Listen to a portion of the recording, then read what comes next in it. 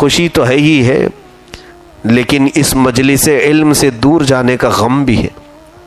حضرت نے فرمایا کہ یہ غم نہیں ہے، علم کے راستے میں تم چلے ہو، یوں سمجھنا کہ ہم وہاں پر بھی ہیں۔ اتنی بات کہی اور کہا جاؤ تم اپنے انتظام کرو، سامان باندھو۔ جمعرات کا دن تھا، اسی دن میں دلی سے ویزا وغیرہ کی ساری تیاریاں کر کے مدرسے پہنچا، جامعۃ الرضا آیا۔ جمعرات کے دن ویسی چھٹی ہو جاتی تھی مدرسے کی۔ میں یہ صرف تقریر نہیں کر رہا ہوں، میری آپ بیتی سنا رہا ہوں، اور اس مرشد کامل پر میں کیا تقریر کروں، ذرہ ناچیز کیا بولے گا۔ مجھ سے بڑے بڑے علماء ان کے شاگرد رہے ہیں۔ مدرسے میں جیسے ہی پہنچا، ظہر کی اذان سے پہلے کال آئی مدرسے میں کہ حضرت مدرسہ تشریف لا رہے ہیں۔ اساتذہ نے سب سے کہا کہ مسجد میں سب جمع ہو جاؤ، حضرت آ رہے ہیں۔ تو اس دن حضرت کا آنا اتفاقی تھا، دوپہر کے وقت سارے ظہر کی نماز پڑھ کر کے بیٹھے تو حضرت تشریف لائے۔ اپنے خادم محب گرامی میرے عزیز القدر یوسف ان کے ساتھ آئے، اور جیسے ہی جامعۃ الرضا میں آئے مجھے پتہ نہیں تھا کہ آج کس مقصد سے آئے ہیں۔ قائد ملت شہزادہ حضور تاج الشریعہ علامہ اسجد رضا خان صاحب قبلہ بھی ساتھ میں تھے، حضرت کے صاحبزادے ساتھ میں آئے اور کہا کہ آج سارے طلباء کو جمع کرو، اساتذہ کو بھی جمع کرو۔ جب مسجد میں جمع ہوئے تو اندر تشریف لائے اور کھڑے ہو کر کے بیان کرنا شروع کیا۔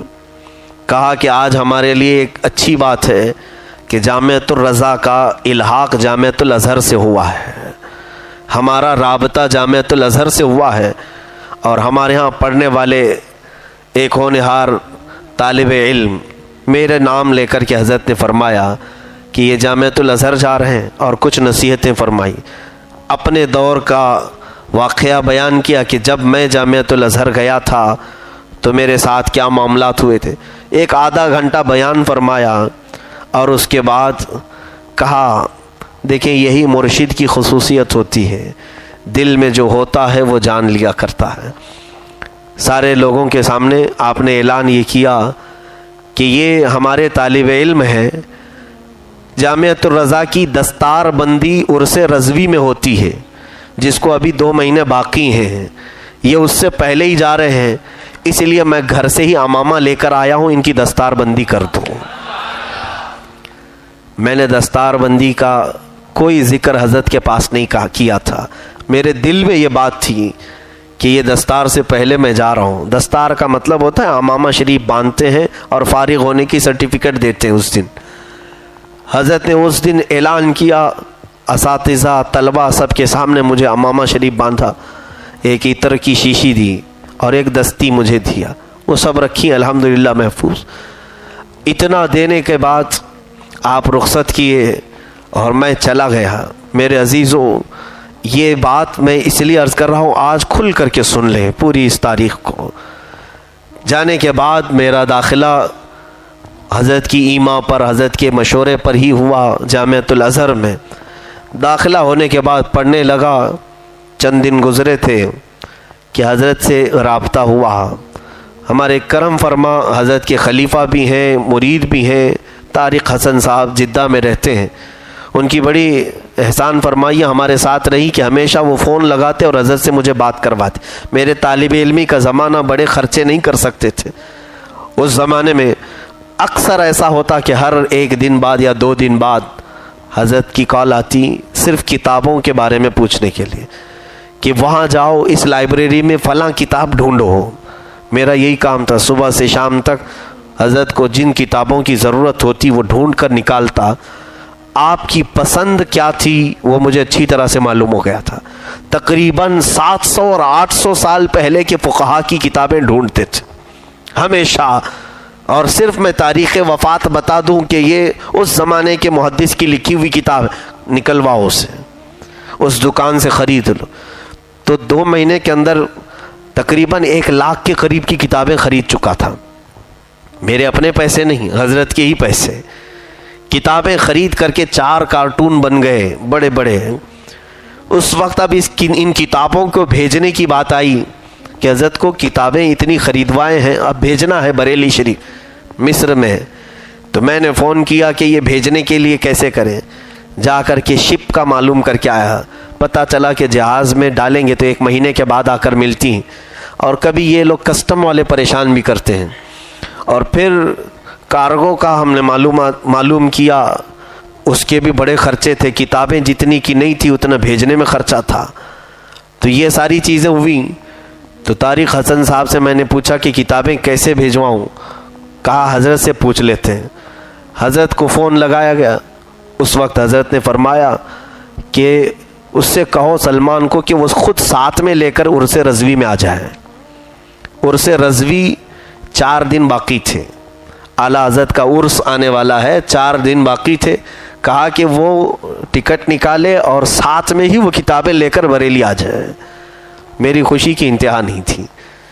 ٹکٹ یہیں سے آیا اور میں اپنے ساتھ وہ کتابوں کو کارگو کروایا. ساتھ میں لے آنے میں خرچے کم تھے. دلی پہنچے. دلی پہنچ کر وہ کتابوں کو کسٹم سے کلیئر کروایا.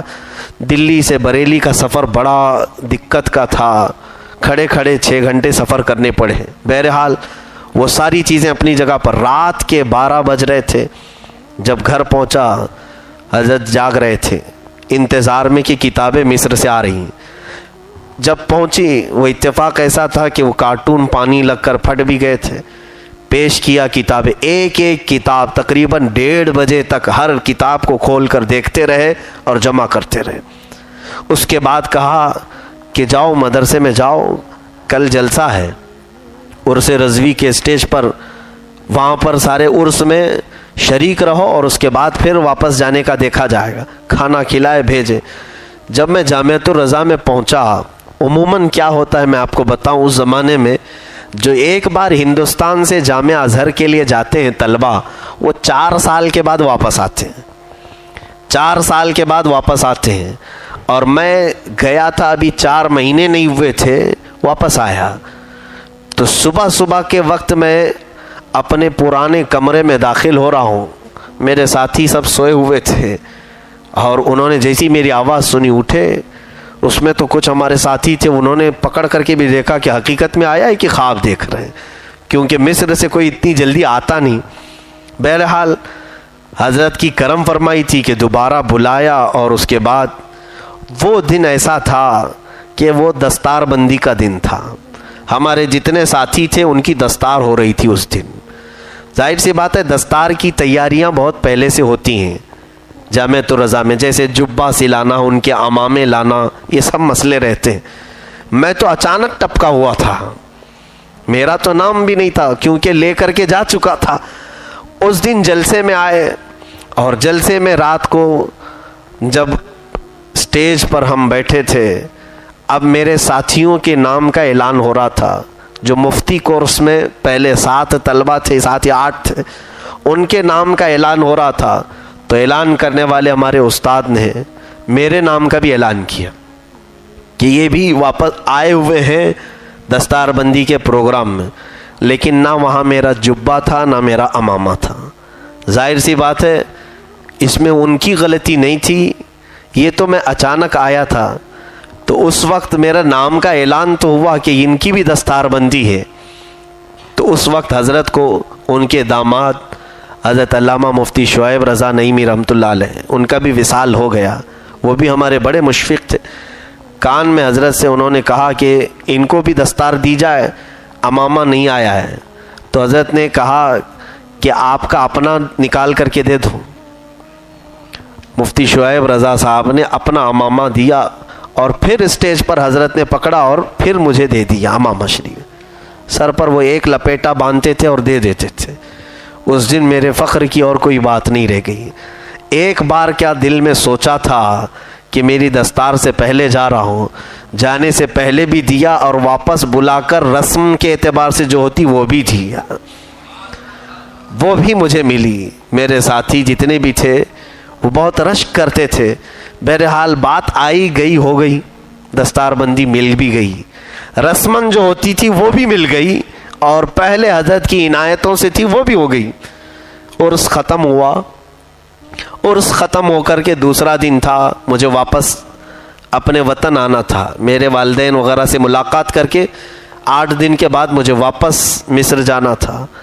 تو میں جب آخری دن عرس کے 2 دن کے بعد حضرت سے اجازت لینے کے لیے گھر پہنچا کہ حضور اجازت دیں، میں کرناٹک جا کر 1-8 دن کے بعد پھر جاؤں گا مصر. تو حضرت نے فرمایا ٹھیک ہے. جانے کا ٹکٹ وغیرہ سب چیزیں وہ بھی حضرت کی ہی تھیں، کیونکہ کوئی طالب علم اتنا افورڈ نہیں کر سکتا، اس زمانے کی یہ مہنگی ٹکٹ ہے. دوپہر کا کھانا میرے سارے ساتھی موجود تھے، حضرت کے گھر میں کھائے. اور اس کے بعد جب میں جانے لگا تو حضرت نے اپنے گھر میں ایک شہزادے کو جو خاندان کے ہیں ان کو کہا کہ میاں جاؤ اندر سے کوئی چیز منگوائی، اور منگوا کر کے پھر میں نے دیکھا وہ حضرت کی اپنی شیروانی تھی، پورا بڑا جبہ تھا. کہا کہ یہ پہن کے دیکھو تمہیں آتی ہے نہیں. میرے پاس اس وقت بولنے کے لیے الفاظ تک نہیں تھے. قاضی القضات فی الہند تاج الشریعہ اور بدر الطریقہ، انہوں نے اپنی شیروانی عطا کی. میں نے اٹھا لیا کہ حضور یہ دیکھنا کیا ہے، آتی ہے یا نہیں آتی ہے، یہ دیکھنا کیا ہے، یہ تو سر پر تو ضرور آئے گی. ہم نے لیا اور اس کے بعد حضرت نے کہا پرسوں رات میں تمہیں وہاں جبہ نہیں ملا تھا اس لیے میں دے دیا. اسٹیج پر جو جبہ نہیں دیا گیا تھا میرے عزیزوں، انہی کے جد امجد نے رسول کریم صلی اللہ علیہ وسلم کی بارگاہ میں یہ کہا تھا، میرے کریم سے اگر قطرہ کسی نے مانگا دریا بہا دیے ہیں، دربے بہا دی ہیں. رسول پاک کی شان میں انہوں نے کہا تھا، اور اللہ رب العزت نے اس خاندان کو بھی وہ صفت عطا کی ہے کہ وہ بے حساب لوگوں کو نوازتے رہے. یہ میری آپ بیتی صرف میں نے اس لیے عرض کیا کہ پیر ہو تو روشن ضمیر ہو، ایسا ہو کہ جو لوگوں کے دلوں کے حالات کو بھی جانتا ہو. یہ نہیں کہ جس کے ہاتھ میں موٹی رقم دیکھے اسے اندر کر لے، اور جس کے پاس خالی ہاتھ ہے اسے باہر سے ہی مسافہ کر کے بھیج دے. کبھی اس پیر کامل کو ہم نے اس طرح سے نہیں دیکھا. بنگال اور بہار سے آنے والے کئی غریب مسلمان ایسے تھے جو یہاں حضرت کے پاس آتے، ان کے لیے بھی ملاقات ویسی ہی تھی جو بڑے بڑے امیروں کے لیے ملاقات کا وقت تھا. سب کے لیے یکساں وہ پیر و مرشد تھے. ابھی کی بات ہے، حضور قائد ملت علامہ اسجد رضا خان صاحب حبلی تشریف لائے تھے. ابھی چند مہینوں قبل کی بات ہے، میں خود بھی حاضر تھا. ایئرپورٹ میں استقبال کے لیے میں حاضر رہا تو حضرت کو میں نے گل پوشی کی اور اس کے بعد استقبال کر کے باہر لے آئے. تو حضرت سے میں نے ادباً یوں عرض کیا کہ حضور آپ کا حبلی پہلی مرتبہ آنا مبارک ہو. میرے علم میں تو یہی تھا کہ حضور اسجد میاں صاحب پہلی مرتبہ حبلی آئے. حضرت حضور تاج الشریعہ تو کئی مرتبہ آئے. خود ایک بار میری دعوت پر بھی تشریف لائے تھے.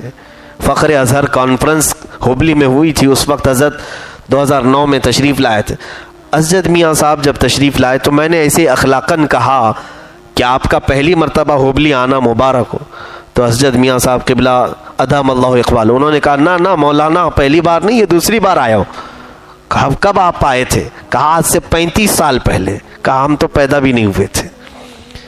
انہوں نے کہا میں 35 سال پہلے ابا کے ساتھ آیا تھا، حضور تاج الشریعہ کے ساتھ. یہ بات میں کیوں کہہ رہا ہوں؟ فرماتے ہیں کہ میں والد گرامی حضور تاج الشریعہ کے ساتھ حبلی کے لیے آیا تھا آج سے 35 سال پہلے. تو وہ سفر انہوں نے خود اپنی زبان سے بتایا کہ وہ سفر بڑا کٹھن تھا کہ ابا ممبئی سے چلے تھے ایس ٹی بس میں بیٹھ کر، لال بس میں بیٹھ کر کے ناسک تک آئے تھے. ناسک پہنچنے کے لیے 8 گھنٹے لگے تھے. 8 گھنٹے ناسک پہنچے.